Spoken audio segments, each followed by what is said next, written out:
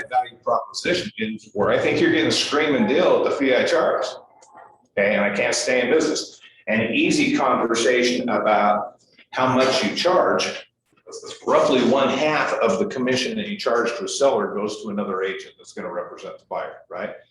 Of the remaining portion, roughly 1/3 goes to my broker, the splits, okay? And as much as I'd like to give you a deal, my broker's a jerk, and he's not going to give you a deal, okay?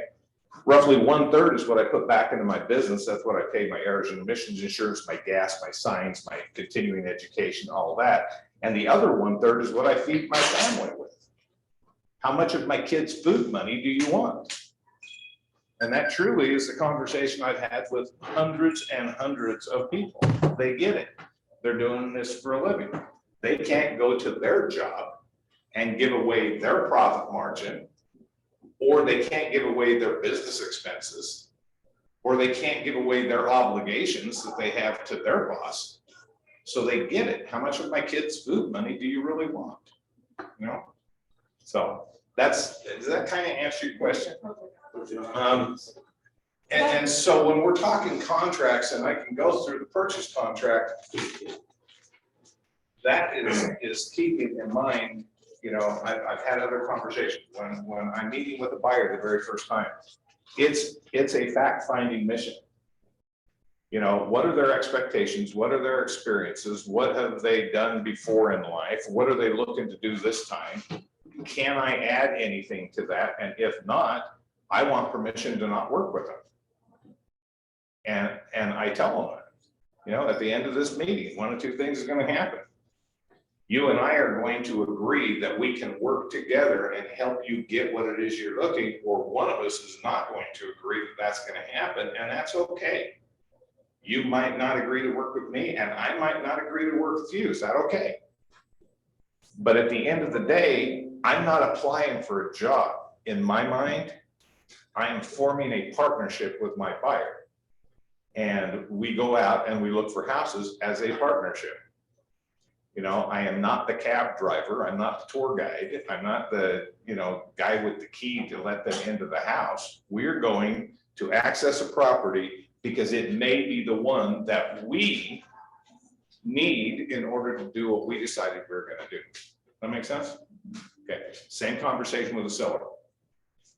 My listing presentation is pretty easy.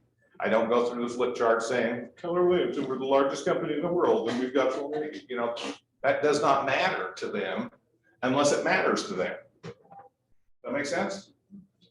So I go in and my first question is, what matters to you? I want to have all of this stuff available for me if I need to bring it out. I want to internalize it. I want to understand that Keller Williams is the largest in the world. I want to understand that our networking opportunities can help these people. I want to understand when we put it into KWLS, it goes to hundreds of websites. I want all of those things. But if it doesn't matter to them, I'm wasting their time and mine, right? So, Mr. and Mrs. Seller, here's my listing presentation. Mr. Seller, thank you for letting me come by your house. You've got a lovely home. Why would you consider selling? There's going to tell you the reason. 99% of the time, it's not the real reason. Okay, well, we just want something bigger, comma, and we're in foreclosure and we've only got 91 days. Okay, I mean, they're not necessarily, so you have to keep adding 3 or 4 questions to it. Oh, well, wonderful. When did you want to get moved by? You know, why does that date sound, you know, like eerily familiar? I got 92 days to be there, you know, I mean, and so I'm asking questions like that all the time so I can kind of form in my mind what it is we're trying to do. And then when I sit down with them, it's going to be, here's what I do, here's how I do it, here's what I charge, here's why it's going to be beneficial to you based on what you've just told me. Okay. I'm kind of sagging like 15 classes in, so I apologize. But not knowing how many of you have been in other classes, I apologize in advance here. You guys are not salespeople. You guys are real estate counselors. You can't sell somebody a house they don't want to buy. You can't sell a house for somebody if they don't want to sell it. That's what a salesperson does. Timeshare people, they're salespeople. Okay. It's called a manipulative sales program, and they walk you in and they hook you and they walk you down a path. They show you a video, it's like, oh, and then they turn to you and say, oh, isn't that exciting? Well, yeah, there was like trumpets and all this, yeah, it's exciting. They get you doing this, okay? Isn't that exciting? Yeah, would you use one if you owned it? Well, yeah, or I'm an idiot. If I owned it, of course I'd use it. Okay, would you buy it if you could afford it? Well, I've already said I like it, it's exciting, and I'd use it. Well, yeah, I can afford it, that'd be great. Okay, seriously, that's what they're doing, it's manipulative selling. Non-manipulative selling is going more needs-based. What exactly is it we're trying to do? Okay, and if you, just like we're always talking about, what is your one thing? What are you getting into real estate for? What is the thing that's going to motivate you? You need your clients to have that same thing, because at the end of the day, something goes wrong. How many of you have been through a real estate transaction that is 100% smooth sailing? Exactly. There is no such thing. And somewhere along the line, that little bump, you need to focus them back on why they're going through this crap. Okay? Getting qualified for financing sucks. Okay? You got to keep them focused on what it's going to be to them at the very end. You can't say, oh, but you're going to be a homeowner. They need to internalize to them. Here's the best close I've ever had. Man, I'll tell you what, Mr. and Mrs. Buyer, remember back when we talked the very first time, and you said you wanted a house to live in with your kids that was secure and close to schools? I think we found it. Isn't that worth sending him your last 14 years of tax forms? You know, you're getting that thing, and you keep them focused on that thing. Okay? We are talking to you as new agents. Why are you putting yourself through this? Change is not easy. Whatever you used to do was a lot easier to stay at than change into what you're doing now. So why are you doing it? That thing is what is going to keep you making those stupid, disgusting phone calls that we all hate doing in the morning, but you better do. Make sense? Okay, so you're doing the same thing with your buyers and sellers. What is it you're trying to do, Mr. and Mrs. Seller? Why are you going through this lovely home? Why would you consider selling it? Oh, awesome. So you've outgrown. Congratulations. My husband got a new job. Congratulations. With the lateral promotion, you're going to be staying here. You need somebody over in that, because I have in the back of my head the fact that I am connected with the largest real estate company in the world, and I could probably help you on that end too, which is something that $500 agent can't. Okay, so keep your quill filled with all of the benefits, and then pull out those things that you need. Seen this before, and I apologize for the redundancy. You guys are all now chair salespeople. Phoenix, give me a feature of that chair. Has a cushion. Has a cushion. Give me a feature of the chair. 4 legs. 4 legs. Give me a feature of the chair. Compact. Give me a benefit of the chair. It helps you sit. Helps you sit. Great feature. I need a benefit. What's the benefit of the chair? I don't have to stand. Don't have to stand. Excellent feature. I need a benefit. What's the benefit? Comfortable. Great feature. I need a benefit. What's the benefit? Lightweight. Lightweight. Excellent feature. I need a benefit. Keeps your back straight. Keep your back straight. Perfect feature. Now, here's a hint. A benefit is a feature that fulfills a need. So the question we should be asking. A benefit is a feature that fulfills a need. And people buy benefits, they don't buy features. Okay? So now, give me a benefit of the chair. It gives my friends and family a place to sit. Perfect feature. That's still a feature. I need a benefit. How would owning this chair benefit you? Oh, person. I don't know. Close though. Close there. Close though. It'll look good in my house. Okay, great feature. So what do you need out of it? I need a chair that's comfortable. There you go. Now it's a benefit. I buy comfortable chairs. Okay? The more features you spout without finding a need, the better chance you have to hit something they don't. Right? Okay, because you just told me it's foldable. My friend was killed in a foldable chair. I'm out. You know what I mean? So when you go into, I love working with good salespeople. I'll go into RC Willie's. I used to train RC Willie salespeople. Walk into RC Willie's, they meet you at the door. Which direction are you going? What's going over here? You're over there. Then you have the sharks swarm you know, and they start circling you and, you know, hey, what are you looking for? And I'm looking for a salesperson that's not an idiot. Bye. You know, but it's seriously, it's the ones that try to engage you are the ones that are trying to find a need. They can then offer you a benefit. I used to work for Larry, not work for, I used to train Larry H. Miller car salespeople, okay? Used to hate the people who you walk up to the lot and go, oh, that's an awesome car, it's 454, you know, and start telling me all the features of the chair. That's a gas guzzler, I'm out. And watch them go. And then train salespeople when we'd run ads back in these things that we used to run. How you answer the phone. Hi, this is Dave. How can I help you? Call about that ad in the newspaper. Oh, that's a beautiful 4-bedroom, 3-bath. Need 5 bedrooms. Thanks. Click. What have you done? But wasted your advertising dollar, right? Now, let me pull up some information on the house. What attracted you to the ad? Well, it's got, you know, multiple bedrooms. Oh, perfect. Let me grab that information. How many bedrooms do you need? Oh, I need at least 5. Oh, unfortunately, that one's only got 4, but I've got 3 other 5-bedroom homes. What area we're looking at? And you start the conversation getting stuff from them. Okay? But as long as we start spouting out features, we're going to hit on that collapsible chair. Make sense? Okay. So now I go into a presentation, whether it be a buyer presentation or whatever, I sit down, what are you looking for in a real estate agent? When do you want to move? How much you want to be? Been to a lender yet? Do all those things that we do on a pre-qual conversation. We decide whether or not we're going to enter into an agreement to work together. That agreement is called the buyer agency agreement. That buyer agency agreement is effective the day you enter into it. And the first thing that you write on the paper is a date on which it expires.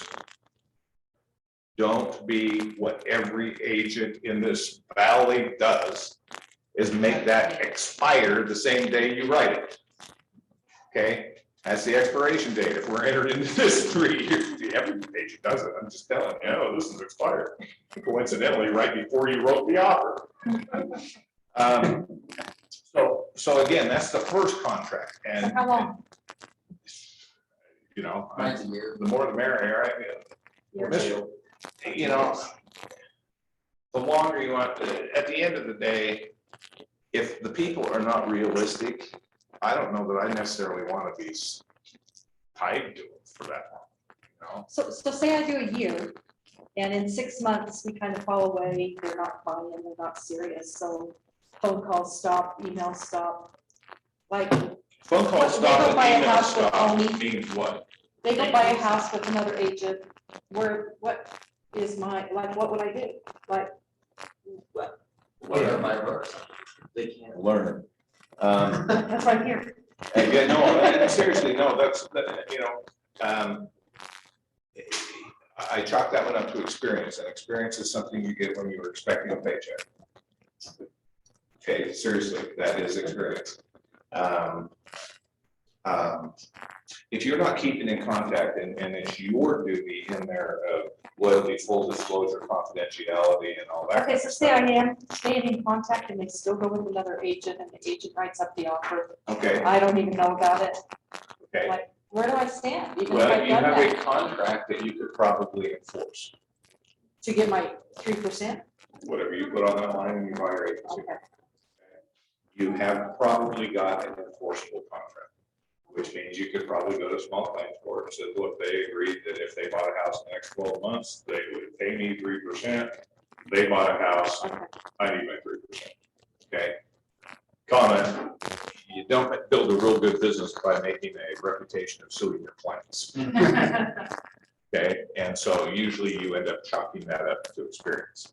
And when I say I've done transactions where I've gotten no money, but I've gotten experience, I don't give away stuff for nothing. Okay. Hey, John, I just found out, you know, I've been running these lists, I've been sending them for you, been returning my phone calls, and I just heard through the grapevine, you guys bought a house, is that right? Well, we did, yeah, man, you know, it was my cousin, and, you know, he was, You know, whatever the reason. Geez, John, let me tell you something, my broker's pants. Throw me under the bus, guys, okay? Throw me in.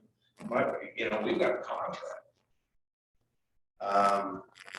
I'll do everything I can as your friend and client and everything, but then I gotta do something to keep the dogs off you. Because technically you've got a contract where he can go to court and get 3% of the value of the house, but I don't want that to happen.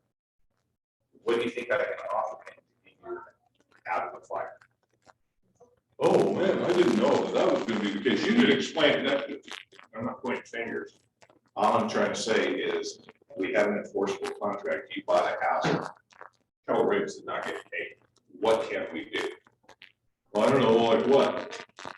I could probably talk him off the ledge if he gave me names of 5 people who want to buy and sell in the next 12 months. Okay, I get something for something. If there's a commissionectomy proposed in a transaction where we gotta put this together and everybody's gotta kick in, I'll do this for you, but my broker's gonna wanna see something in return. You know, at closing, when the highs are never higher, that's the best time to ask for referrals, guys. Okay? And so you're putting this together, you know what? I just realized that I kicked that in and I didn't clear it with my broker. Now we're sitting here at the closing table. Who do you know? You know, it's the best time to get referrals. And they're gonna go back to their friends and go, hey, you gotta work with Dave, man. He even kicked in to help us get this house. You know? But you don't make a real good living suing your clients. That's kind of the stuff that spreads like wildfire, you know?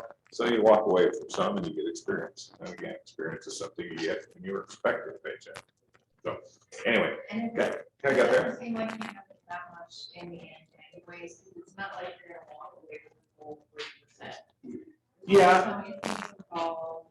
Yeah, and then, you know, and at the end of the day, you know what's funny is I don't want to work with somebody who doesn't want to work with me. Life's too short, man. I'm just telling you. If it gets to the point where, and I can tell you the horror stories of the people that decided it was funny to do things at my car. I'm like, you guys are disgusting. Would you just leave? Okay, well, I'm in the binding contract too. This is a bilateral contract. The buyer agency agreement is a bilateral agreement. It's not just if they buy a house, you get paid. It's got things in there that says you're supposed to be doing too. You're supposed to be sending them. You're supposed to be keeping them in mind what it is they're looking for. You're supposed to be keeping in contact with them. And if you go AWOL on them, they might have a voidable contract anyway. And that's usually the first thing when somebody buys a house with somebody else that they say is that, oh, she never called us, we couldn't get a hold of her, she was always out of town, she kept showing us properties that we told her we didn't like, you know, and so those are principles of law called alienation or abandonment, estrangement. You know, we told her we didn't want to see split entries in West Jordan, and everything she showed us was a split entry in West Jordan. Well, that's all you could afford. You know, I mean, that's all that's out there. You know, it's not estrangement, it's, you know, you need better jobs. I don't know, it's just, you know, that's what it is. But anyway, so you enter into the buyer agency agreement. The buyer agency agreement says you're going to do these things and they're going to do these things, and you go happily or out and look at houses. During the looking of houses, you should probably have warned them as they look at these houses to look for things that they might be concerned of. And we might get inspections, you might want to check on zoning, you might want to see, you know, and all that kind of stuff. Nothing hurts worse, guys, than closing on a house And then 2 days after closing, having the buyers call you up and say, I hate it here, I wish we would have known, ... Okay, so I want buyers to already be mentally moved in when we buy the house, okay? Mr. and Mrs. Buyer, you guys work downtown. This house is on 4800 West and 6200 South. In order to get downtown, you're gonna be driving down the 2-lane under construction perpetually 6200 South to get to Redwood Road. Then you're gonna fight that new redesigned, whatever it is there. You're gonna hop on 215, go down to I-15 and go into town. It might take you a minute. Would you do me a favor? On a work day, get up early, come over here and drive to work. Because I don't want you bitching at me every single day after you bought the house when it's added 45 minutes to your day. Okay? I want you, those days where you don't work, where you sit home and you listen to your symphonic music through your headphones and play video games and all those things that make it your life worth living. Come over here and see what the neighborhood sounds like at those times. And make sure that your new next door neighbor doesn't play the drums on Thursday afternoons when you're trying to sleep. Okay, I want you to be in here. Okay, so when we get to the settlement and the closing, it's a true celebration. Okay, and they know what they're getting. It's the surprises I didn't have to deal with them. When the seller moves out, like the guy was talking this morning, they just disconnected the washing machine that they didn't know leaked into the washing machine. But now that there's no washing machine there, it leaked into the floor, and now they've got, you know what I mean? I can deal with those, but I can't deal with, I wish we could have these neighbors, or I wish we would have known that it adds an hour to my day commute. I wish I would have known, you know? So I want them to be comfortable with what it is they're buying. Then we get to the purchase contract, which is what this class was supposed to be about. But time's up, we're out. No. The purchase contract, guys, I do the same way when I'm writing the contract, and we can talk about each one of the clauses in the contract that makes for a real boring day. I give a copy of the purchase contract to my buyers the day I meet with them and we enter into a buyer agency. Okay, I don't want that to be a scary document. Watch the words you use. When you say to somebody, I'm gonna get a contractor, oh, yeah, you know, do the paperwork. Okay, paperwork is a lot less offensive than the contract, which is binding. So, you know, how do we buy a house? Well, it's the paperwork. Okay, I start at the end. Why? Well, you work backwards. Yeah, I work backwards because why? What day you want? Because they are living in their dream, right? They're living in their dream. And they want the backyard where they can go on the 24th of July and cook hot dogs and have their friends over, and it's real close to a school where they can go fly their little whatevers, and you know, and that's mentally when they're moved in. Okay, do you want to be in by this July 24th? Yeah.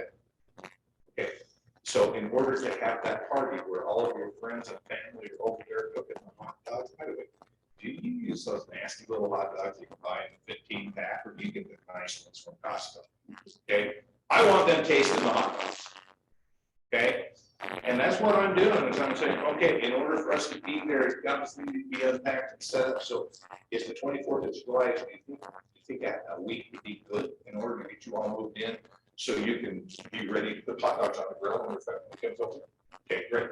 In order for us to do that, geez, I don't want to cut it too tight, and that's on a Thursday. How about if we set up settlement on Monday, which would be like the 13th, in order to give us plenty of time to get your loan funded, get you moved in, so you can get those hot dogs on the fire. And I keep coming back to the end, the hot dogs on the fire, because that's the hot spot to them, right? And I built the contract all the way back from there. Are you doing this after you found the house? We're sitting down there writing the offer. So when you first give them the buyer agency agreement, you're just introducing them to the purchase contract. When I give them a purchase contract at the buyer agency, when we enter into an agency relationship, here's some paperwork that we're gonna use when we find you that house. And I want you to be comfortable with it, because I don't want a lot of questions at that point in time, because we might be pushed for time in order to get you in the time where you need to be there to cook those damn hot dogs. Okay, I'm gonna keep attaching them to their hotspot. Okay? And then I'm gonna build it backwards. I'm gonna go, okay, you gotta do this. In order for us to do that, we gotta get you qualified. Here's how long the lender that you've chosen is going to take to get you qualified. We certainly don't want you spending money and all that kind of stuff until we know that you're going to buy it. Knowing you're gonna buy it probably would entail an inspection. Here's how long inspections are gonna be. We don't wanna hire an inspection until we know what the seller knows. So here's your disclosure deadline. So if we're writing today, here's these dates. How does that work for you? And I keep tying them back to this. That makes sense. It's a lot more user-friendly than starting at the effective date of this contract is, and we need so much earnest money, and we need a deposit within 4 days. You're buying this legal description.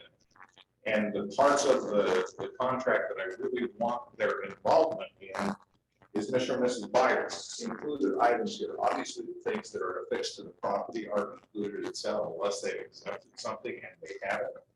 Is there anything in the house as recorded? Do you want me to make sure that the sellers lease it? Okay, refrigerator is a good question. Do you have one? It doesn't say included or excluded. The sellers obviously have one. We might as well clarify that now. Okay, no surprises at closing, right? I've had people, the draperies are included, the master bedroom comforter, the master bed comforter matched, written in there, master bedroom comforter. Okay, we've had sellers come back, my grandma made that. But I mean, that's, now, the next item is excluded items. Is there anything in the house that you specifically want me to make sure the sellers take with them? You know, like that big old nasty pile of wood that looks like it's termite infested and certainly has spiders that's underneath the back steps. You want me to see if they'll take that with them? You see what I mean? So we're building it based on them. Okay, the next thing down on the contract description of property is the price. Where, you know, I'm gonna save the price for last because that's the absolute funnest. And then we go on to the next problem. Before you get going, on timelines, can you give me some guidelines, like 2 days for disclosures, but try and close on a Thursday, Wednesday, Friday? That's kind of to taste, and the reason I say that, if you guys come up and you've got a challenge on a contract, the very first question I ask is why? Who's on the other side? Okay? You build a reputation in this business, guys. You absolutely build a reputation. I am sharing my reputation with you. Please don't let me down, because for 37 years, I've built fair, they'll do the right thing. You know, it truly is that way. And if you guys coming in here being a slime ball, I would just put on down. Just the rough, you know. But when somebody calls up and they said, you know, Phoenix is on their boys, they put it blunt. When you guys come in and I look, okay, I'm writing them off. For example, I look at the listing and I see Berkshire Hathaway. Okay, Will Cooper's a good friend of mine. I know how they train their agents. I know that sellers' disclosures are probably already in their file, which is where they should be. I'm not going to need to give them a week. Okay, if it's a homey transaction, you may or may not have those things in file. I'm probably going to give them a few more days, or I'm going to try to have a conversation with the other side saying, do you have all of these things? The seller's, the 7-page seller disclosures, the seller's property condition disclosure is only number A on paragraph 7 of the purchase contract. Number B is the preliminary report for the title insurance. And if they haven't ordered it and you've only given them 2 days, there's no way they're going to get it. Okay, which puts the seller automatically in breach of contract if they didn't deliver it to you. So you might as well know up front. If you're taking a listing, when you get that listing signed, you immediately call your favorite title company and you order it through a report so you can have it in your file. And there are some companies that will not allow your listing to go on the MLS until they have that in their file. Okay, so when you're writing a contract and you look at the MLS listing, you kind of get a feel on what companies do what. Okay, and so how much time for sole disclosure depends on who you're working with. If it's, you know, brand rated or one of us, hopefully 2-3 days is plenty. Generally speaking, if it's not cleaned up, I want to give them a business day in case they have to check something out. So if I write me off on Friday, I'll probably give them on Monday in case they have to check something out. I do the same thing with offers. Maybe they need to check with their bank for one reason or another, and I write it on a Friday night. They can't talk to their bank on Saturday or Sunday. So to avoid a counter offer, I want to give them every opportunity to accept mine as written. I'll give them that business day. That makes sense. Okay. Due diligence deadline on the house. 24B is the due diligence deadline. How long does somebody need to inspect the property? Because technically, at the end of the due diligence period, the buyer's giving up their right to object to the condition of the property. Okay. Again, going back to, because I know there's been dirt, prior to the current purchase contract, there was a paragraph in the previous version that said, and I quote, the plumbing, heating, air conditioning, and ventilation system shall be in sound or satisfactory working condition at closing, and the roofing foundation shall be free of leaks known to cellar. It was a paragraph in the purchase contract on page 4, and it's entitled Seller Warranties. When they took a look at rewriting the purchase contract, they took a look at all the lawsuits between buyers and sellers. And the vast majority of the lawsuits between buyers and sellers were because of the warranties that buyers felt that the sellers were being given or were given. So in order to eliminate those lawsuits, they removed that paragraph.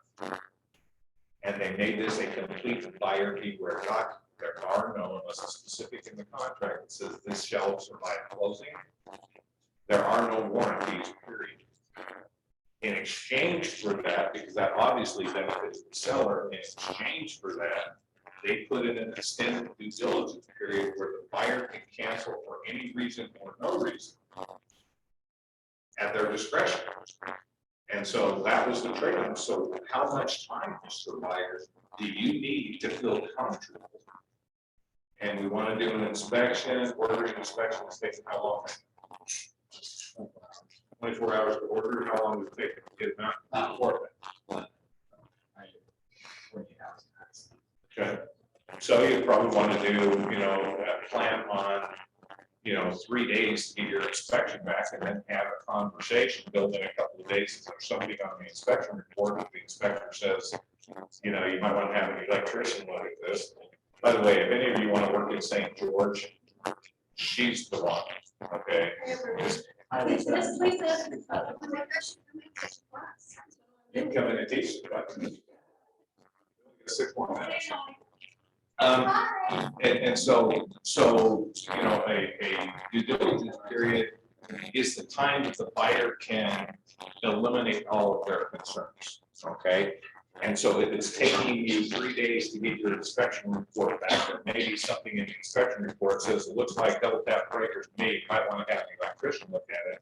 If your buyers want to have the electrician look at it, you better have a couple of days to do that, or you're going to be asking the seller for an extension to your due diligence period. So thinking that, buyers could possibly run into that. Yeah, because I don't want to also, especially if they're getting a loan, I don't want them to go to their lender and pay for their credit report and another $500-600 for an appraisal if they're not going to buy the house. So I want to make sure that they're comfortable buying the house and I've got enough time that I'm not in breach of the contract before they go down and pay their fees. So I want to get this done as quick as possible. Something that I noticed that might be helpful before we wrap up. Just a lot. Could we walk through quickly just start to finish of the contract and what your duties are up to us? And who would you be talking to, who would you be sending the contract? Okay, This has 14 days. when you guys, Would you give 2 weeks for closing? Huh? Closing date? Because we put a closing date on the it. 7th days, 7th day. closing is the thing that happens after 7. Would you give a couple weeks for that? Well, again, I'm building things backwards, okay, so if I'm starting with that stupid hot dog, and What's I the want to build date? that time, I want to have the settlement dates to be July 13th, for example, because that's gonna help us get in, okay? July 13th, and the next deadline going backwards is is financing appraisal deadline. Once you get your loan, Mr. and Mrs. Buyer, is there any reason not to close? Okay, and so like I say, if your settlement deadline is the 13th of July, I want to make my financing and appraisal deadline for the protection of my client as close to that date as I can, right? So, Okay. I explain it to them, if you've gotten your loan, should we not close? Okay, so the 13th, I might have a financing appraisal deadline of the 10th. And then how long is it gonna take your lender? He told you it takes 30 to 40 days. No lender is accurate. Okay, I mean, they're all gonna be blowing smoke. I mean, if they tell you 30, write 45 in the contract. That's just what happens, okay? And since we're working for the protection of our client, just because the lender says 30, build in 45. And if building in 45 requires you then to have a due diligence deadline shortly before that, that's kind of what I'm doing, is working backwards, okay? And I've said this before, you guys, do you guys work all of your forms from command, or do you do it on the emails? Do what? Well, I know, but, No, I mean, that's what I told you. okay, so in the command. Yeah. Okay. I'm old school. You go straight to this. I go to the inbox. Here's my form of life. Okay, so I know if I'm writing an offer, I need to have already had, if I don't already, I need to have a exclusive buyer broker. Going along with that, I'm not gonna do it right now, but I would add into this packet, my buyer's due diligence checklist for your protection, get a home inspection, the wire project, get all those, I built a packet. The next thing I'm gonna do is have in here, a purchase contract. Rearrange these things. Down. That's-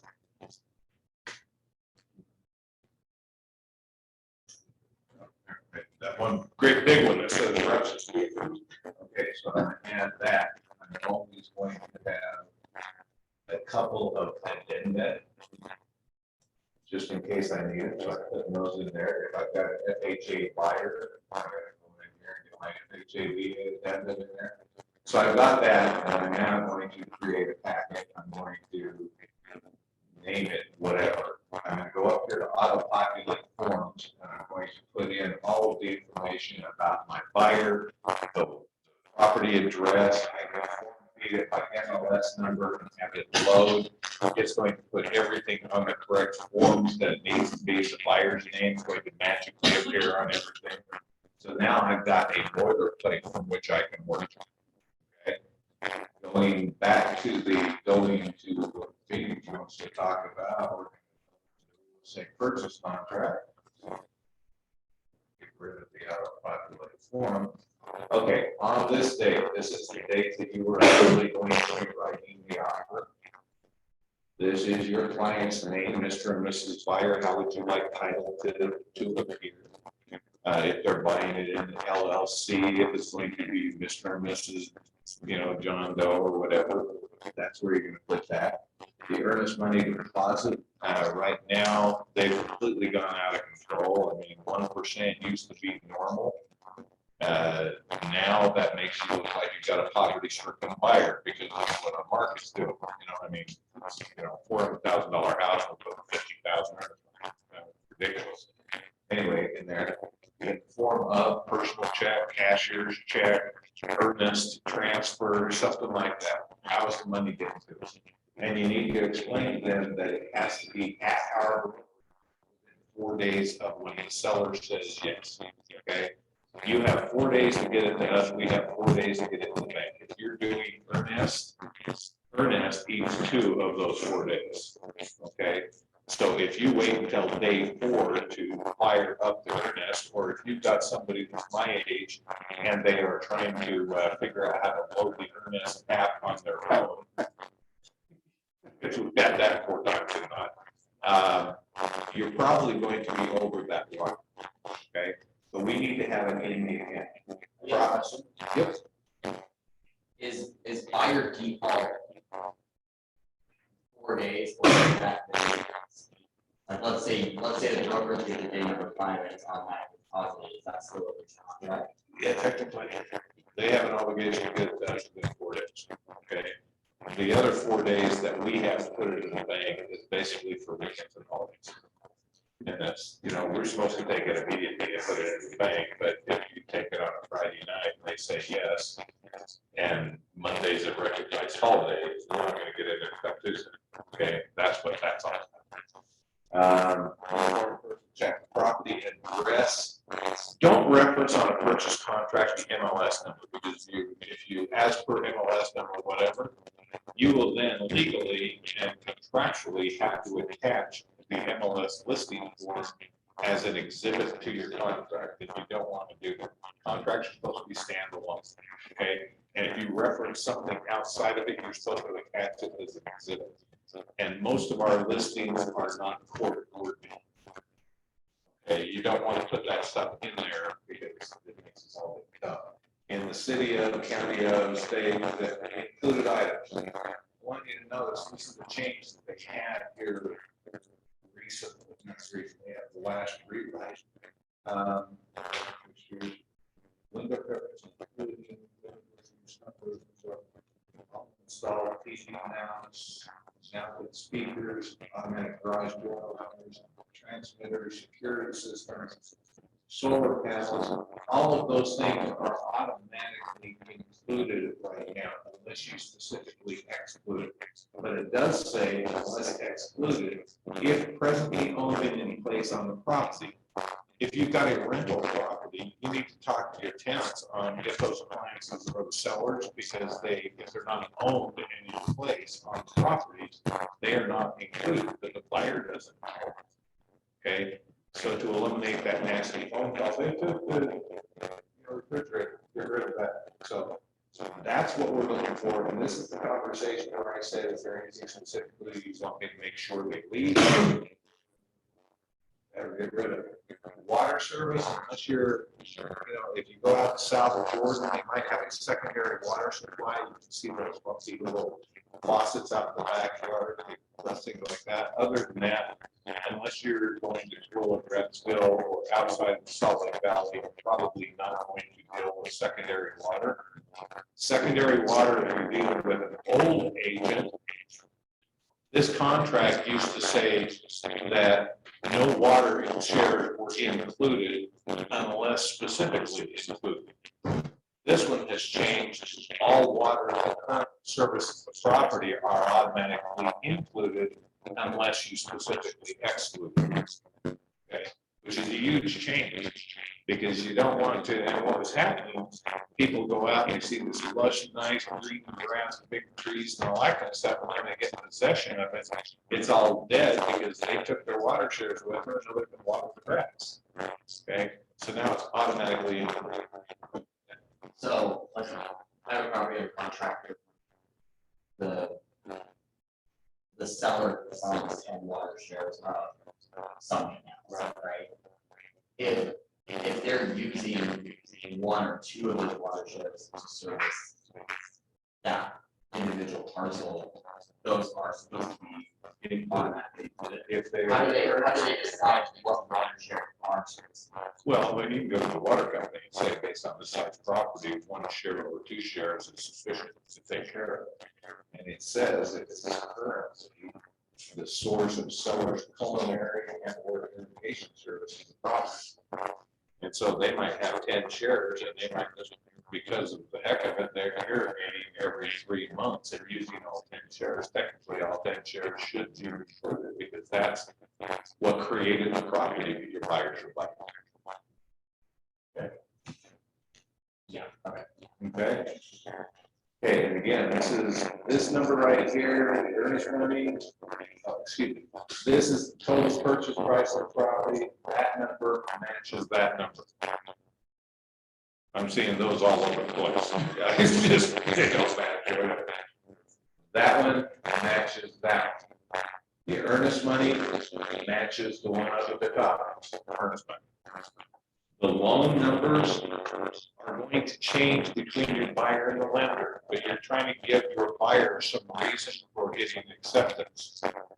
Okay, if my buyer has at their disposal $150,000 to use as a down payment if they need it, I'm gonna show the seller that my buyer has $150,000 because I want my buyers to look better than your buyer that's getting a zero down loan, okay? So I want to package this to where it's the best for my buyer. By putting $150,000 down does not commit your buyer to using it if he's getting a loan. It's giving him the option to go there at terms acceptable to buyer. Okay, and so the lender comes back and says, you gotta use 150, and the guy's, I really, kind of hoping for something better.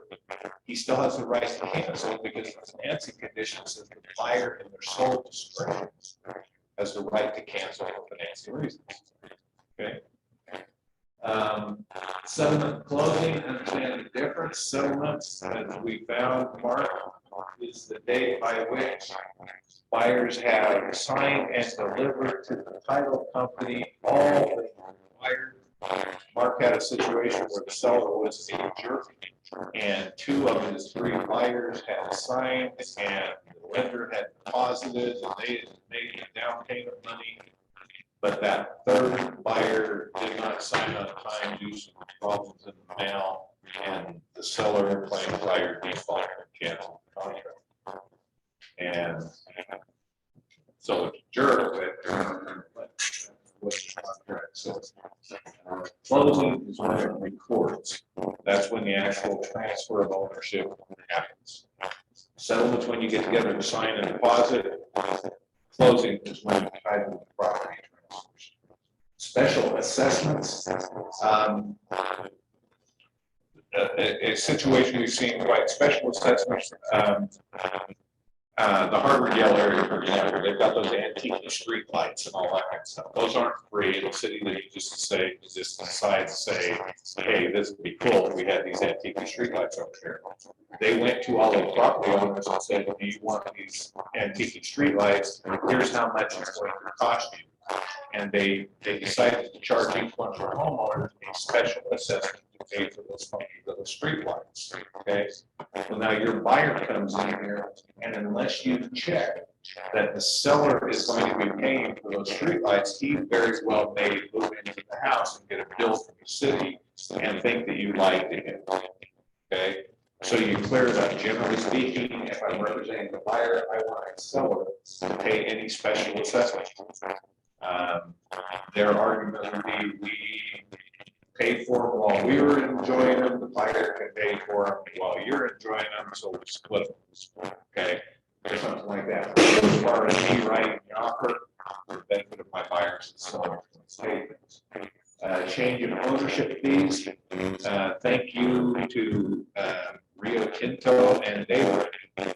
Prior to Rio Tinto and Daybreak, we had no transfer fees. There was nothing, was never. And then Rio Tinto, who's an internationally based company, came in and said, we do this every place else, we're going to do it here. And so whether they charge it, they call it a change of ownership fee or a association beautification fee or a community enhancement fee or whatever they call it, if it's due by a buyer or seller at closing, we're going to group it all together and say, okay. What's that? one question that's been coming up with closings, like, you have to fund the report, right? So like, you were asking for a close on Friday, I don't, because if we miss that buyer, we don't fund the report on Friday, my clients are gonna get concerned. Right? I think that's one thing that. Oh, yeah, no, if your buyers want to move in on the weekend, do not close on Thursday or Friday. Do not have settlement on Thursday. Okay, And usually, Lenders have the right for up to 4 days to approve the loan. And so if the lender's going out of town for the weekend, he might just say, we'll just do it Monday. And he has every right to do that. So unless you're closing on Tuesday, Wednesday, you're decreasing your odds of actually getting a buyer the keys, which is gonna cause a problem if they're cooking hot dogs on Sunday. Make sense? Utility services, sell proceeds of holdings, All of these are protections for the buyer. This is the seller's supposed to be paying off everything that they owe on the property, and the buyer's not gonna come back after the fact. Your title insurance has some automatic exceptions to their title policy, one of which is unrecorded or mechanical claims. The title company doesn't know if the seller has had work done on the house. They're going based on what the seller is signing, saying we haven't had any work done on the house. Your buyer takes possession of the property. And suddenly Joe Schmo builder comes up and says, oh, see that chimney? I built it. Hey, this is where your buyer has the right to go to court to have the seller pay what they did to this place. what number is it?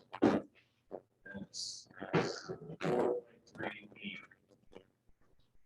This is disclosure of agencies. Next, guys, if I am writing an offer on Phoenix listing, I know Phoenix works in our office. He is going to be representing the seller, and the company is going to represent the seller. I'm representing the buyer. The company is representing the buyer.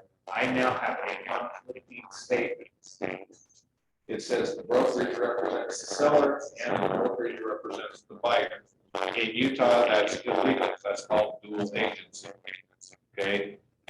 Utah is not a dual agent state, so I have to put it, if there's a conflict. I do not correct it on a limited agency form.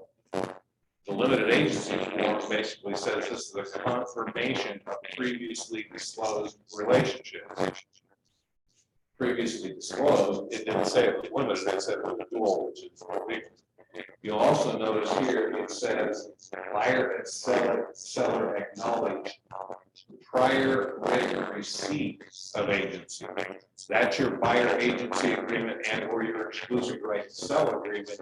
You can't be marking this as they've already agreed to it if you haven't already interviewed it, which is the previous conversation about buyer broker. Title insurance, again, protection for the buyer, seller's disclosure is what we talked about. But get familiar with that paragraph. There's a lot of stuff that goes on protecting with your buyer. If the house is currently rented, and just so you know, guys, the fact that it's an estate sale and the actual trustee of the estate has never owned or lived in the property, the seller's disclosure doesn't talk about occupying the property. It's what does the seller know? Dave's pet peeve. There are no seller's disclosures because this is a new construction. Well, new construction has nothing to do with the fact that it might be built on an Indian burial ground or a toxic waste that the seller knew. Okay. I'm not asking him to disclose stuff about his construction. What do you know? Is it built on a wash? Is there a high water table, tainted soil? Which are all things that are disclosed in a disclosure on the ground. And in a new construction purchase contract, 7A is replaced rather than property condition disclosure for the property. It's a property condition disclosure for the land. And so you're still needing. If I have a elderly person selling their house, but their daughter is actual, what do they call it, power owner, attorney. Is she the one that is the listing it, or is it with the seller? Well, whoever can transfer title or has the owner. Okay, old man may have given rights through power of attorney to daughter. So who can legally sign it at closing? And Figure out that before the listing. which is a conversation I have. And a lot of times, guys, we're dealing with one right now where the seller has a significant drug issue.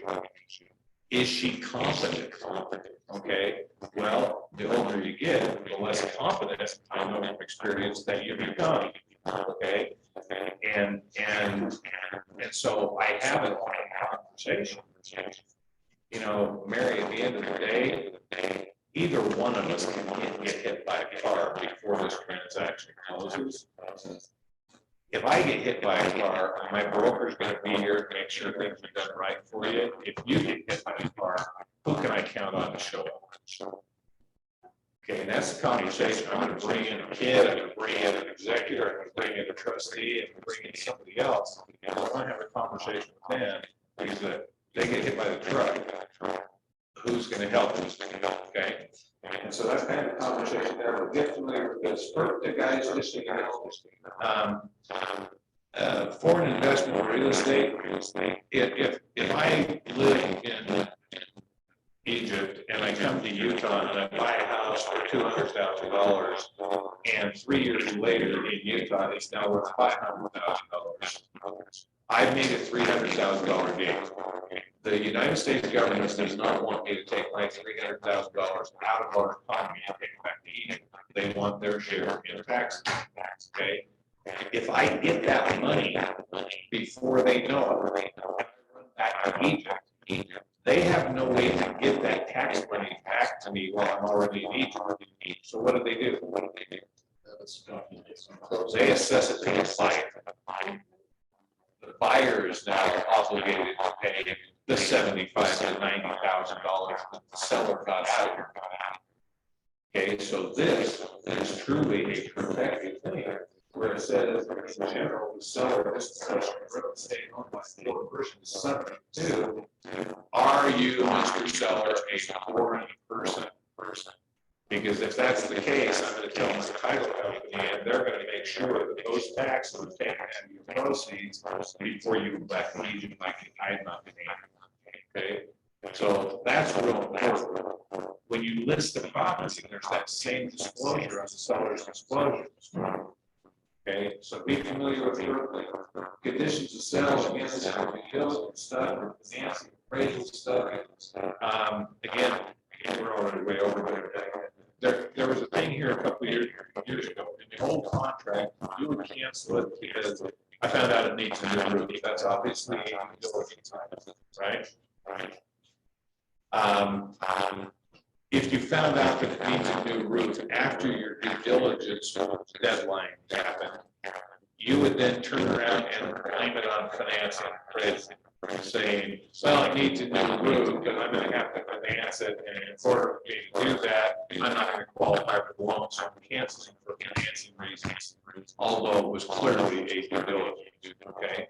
There was a lawsuit here about 4 years ago where it's Lodestone Marketing versus somebody, that was the same situation.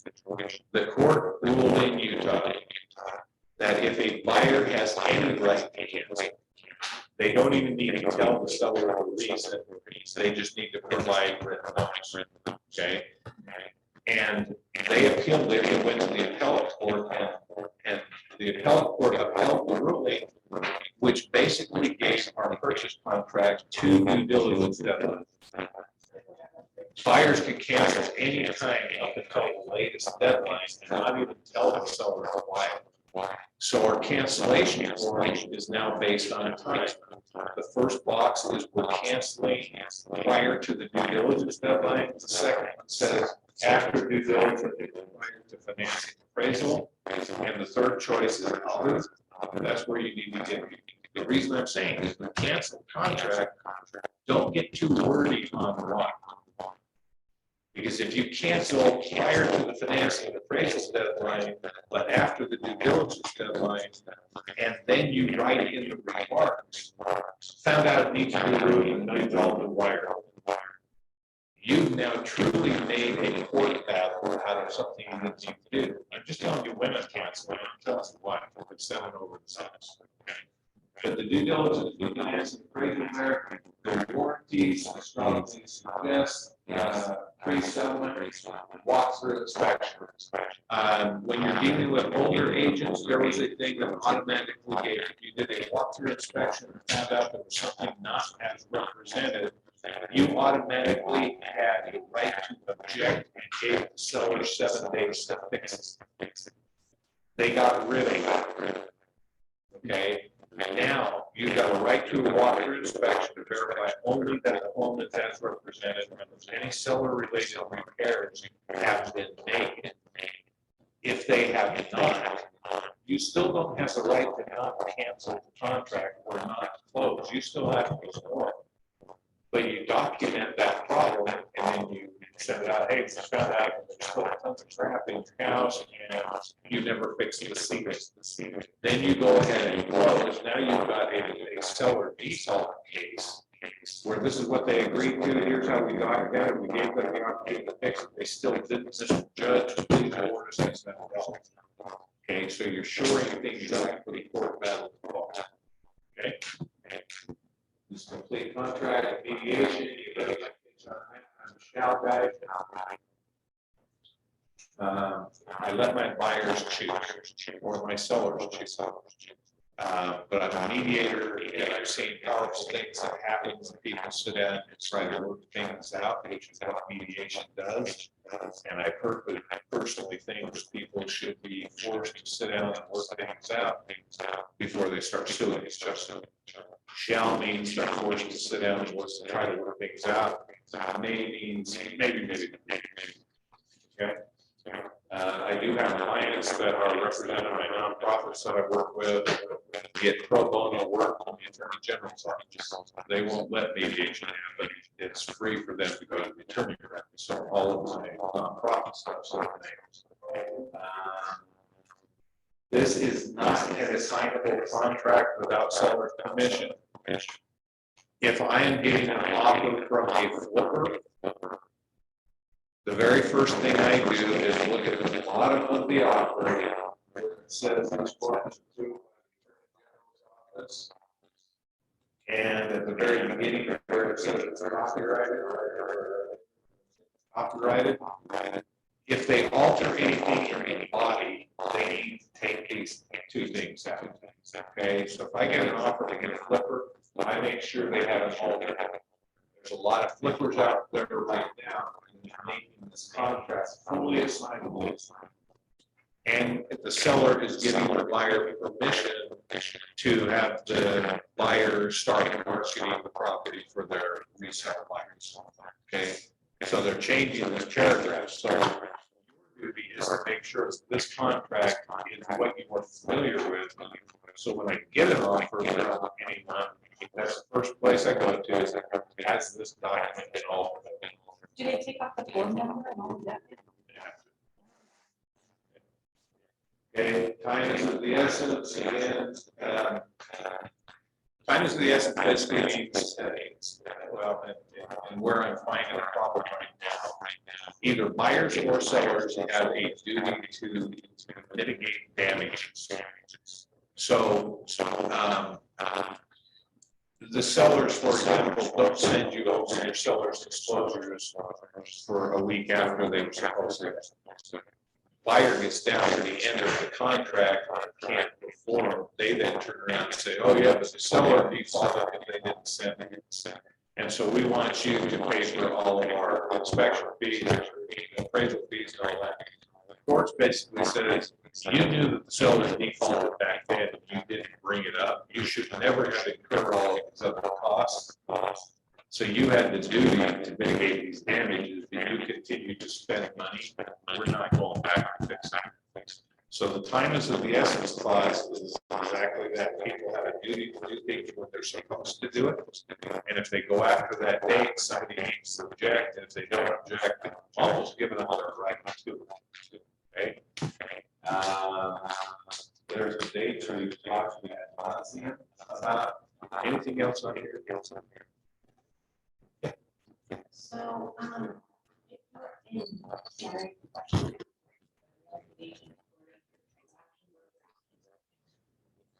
But, if you're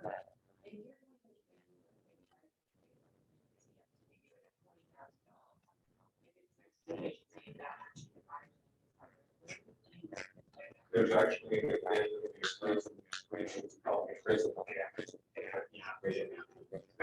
there that basically says that your appraiser floor gives your seller the right to object if the appraisal comes in less than that. And the appraisal gap is basically saying your buyer will cover from that appraisal floor to the seller price. Yeah, question about that. I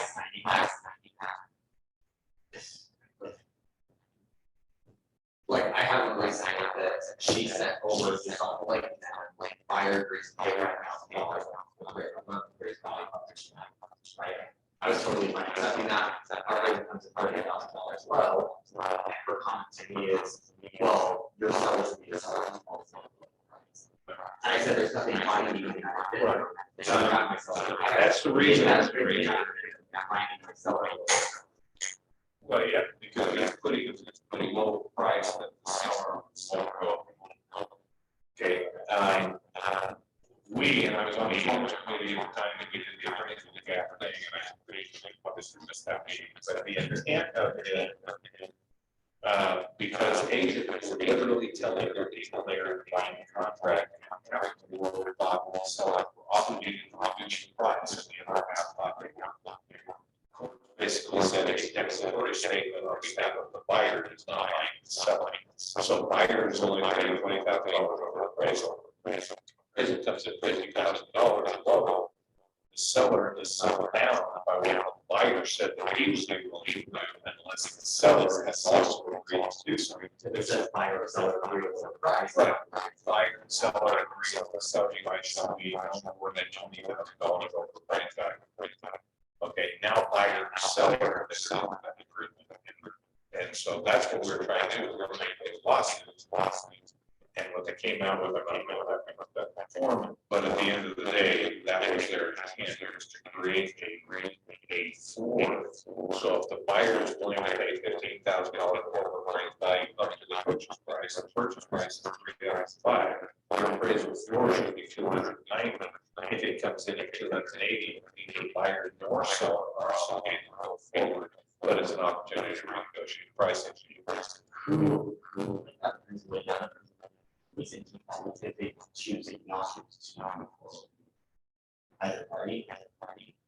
It gives either party an opportunity to Back out. cancel the contract if it's less than It's whatever party has. They give you the right, they give you the right. See, right now, that's an whole different, now we're talking about due diligence. See, that's the reason when I said this morning that people getting into real estate in Utah in this market are earning far more than we're going to ever need. Okay, just sales. And you are going to be better prepared to go in when we come back to a normal money. Right now, everybody's throwing everything in there. Okay.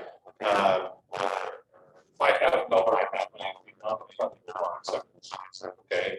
You try to bribe the seller to accept. When the seller accepts, that money is spent. Okay, it was an award to the seller to receiving and the act of acceptance. That money is spent. Even if the seller and buyer cancel the contract by right to the contract in the future, the seller did at that point in time what earned them that money. Okay, so that money is off the table. So if you got $20,000 or $5,000 is non-funded, non-acceptance, and another 5,000 by the due diligence deadline, and the balance at financing appraisal. Okay, those are steps along the way that somebody's earned some money. If you stop the using somewhere along the line, hey, who's got a chair? Who's got a chair? Okay, 5,000 went like this, we're past our due diligence deadline, whatever. But if we write something $5,000 non-refundable acceptance comments, except for default seller. Now we protected that $5,000. If the seller gets hit by it shouldn't cost the buyer. But now we get into the, we're so confident that $5,000 non-refundable acceptance and immediately release the seller. Well, now the seller defaults, not only does the buyer have to enforce his rights and contracts, he's got to get his own $5,000. You know what I mean? I mean, we're trying to make this, but it's just used to form. That's one of my we're supposed to review the agenda for the link for. I mean, really, we should be really appreciating it. Right? State law says that we as licensees, If we're not, are agreeing with our license to fill in the blanks of a state approved form. Approved by the attorneys of buyer and seller. Okay. Most of these forms here are approved by the Real Estate Commission and Attorney General. Some of them are just UAR, copyrighted forms that have never gone through the vetting process of any state. Okay, so we have the right to use them or not. But as soon as we start writing our contracts, we get to go right.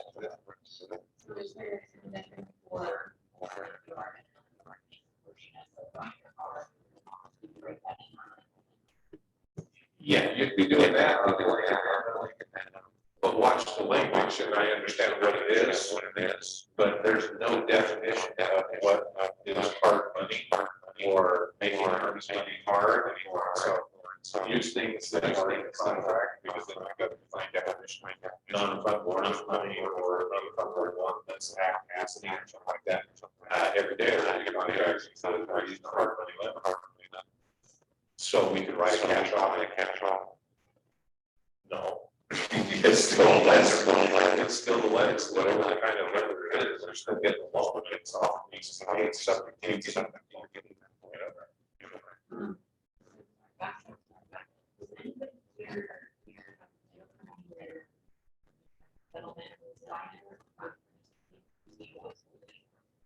Okay, the way the purchase contract is written, okay, the purchase contract is basically saying if this happens, then this, okay. If the buyer defaults, then the earnest money can be released. If the buyer cancels prior to the due diligence deadline, the broker without further authorization of buyer shall return some back to the buyer. All of those things are predetermined rules in here in the purchase contract. Title companies are not under the umbrella of the Division of Real Estate. They don't even recognize this context. So they are really sure. If you take trust for two parties, you need signatures from both parties to get that money back out. And so even though they're agreeing with their purchase contract saying if the buyer cancels prior to the due diligence deadline, he gets that money back. If you've got an upset seller that won't sign, now you like to, okay? And so we've got the earnest money deposit at the title company, which is supposed to say, Mr. Seller, are true terms of the purchase contract that are being altered by you choosing the title company, and you want to do it. Okay, and that's your good answer. but it's always in our place. It gives more control. Sometimes there's things I can't do, it's in my control. I do, I mean, I sell it, but once I am notified that there's an issue, there earnest money, I can't get it.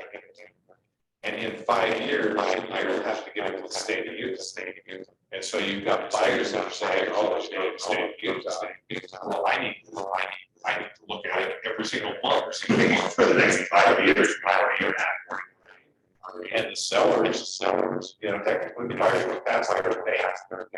Technically, I have the right to do it, but the buyer's objectives now, okay. But in that same scenario, as a title company, it's a no-brainer, it's a no-brainer. You both agree on what's for you, what's happening, what's not your existing shares. Okay? Sorry, that's any questions? We're officially played off, let's play it off.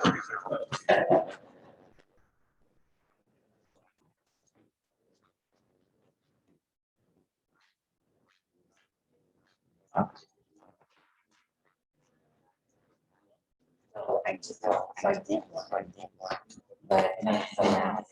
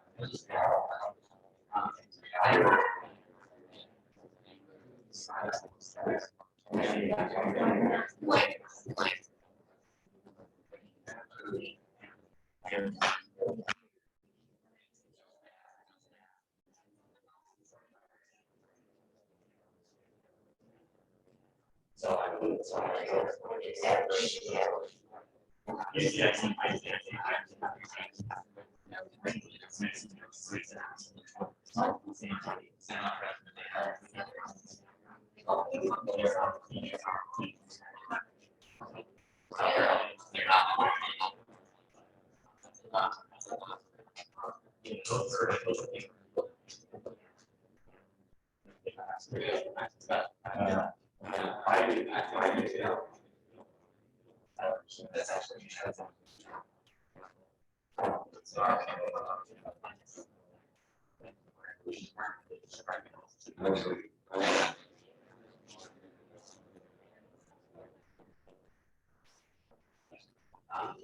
I would say.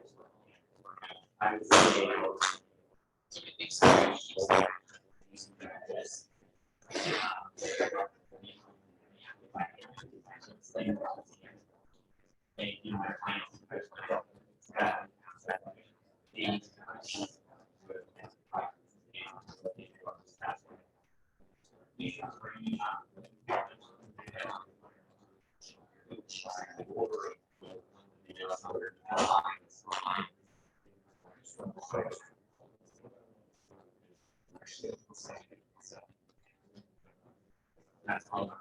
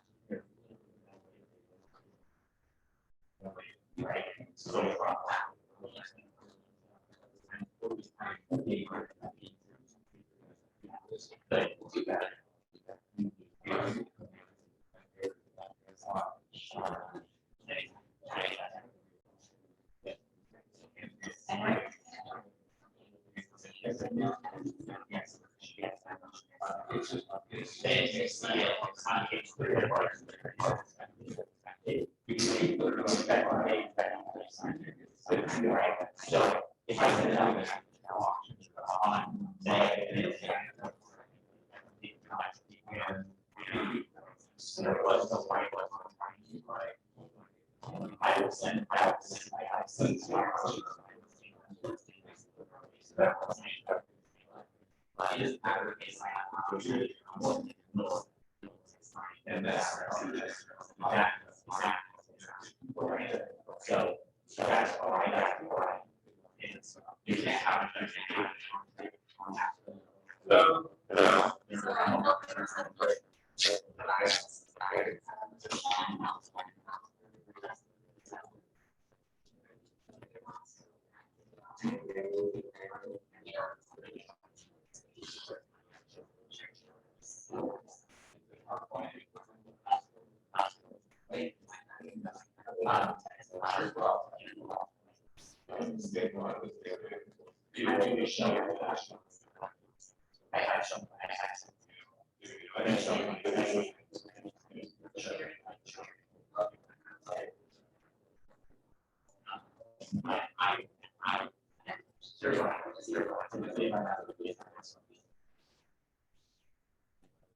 One.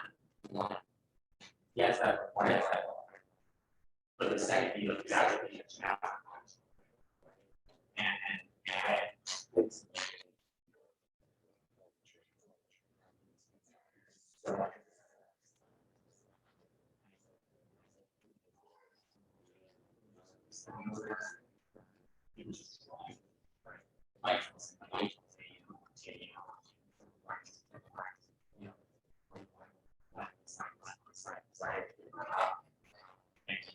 still, it's still not sure. That's a lot. Okay. You know, I got. And then I showed those homes from there, listen, this fire, this fire. Yeah, yeah. This is just kind of one of those. So, I show you what homes, my homes,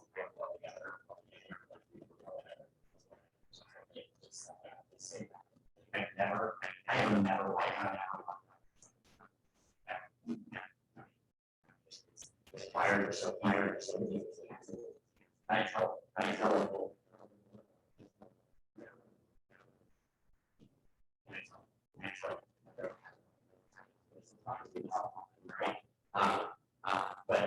But yeah, here's the fire.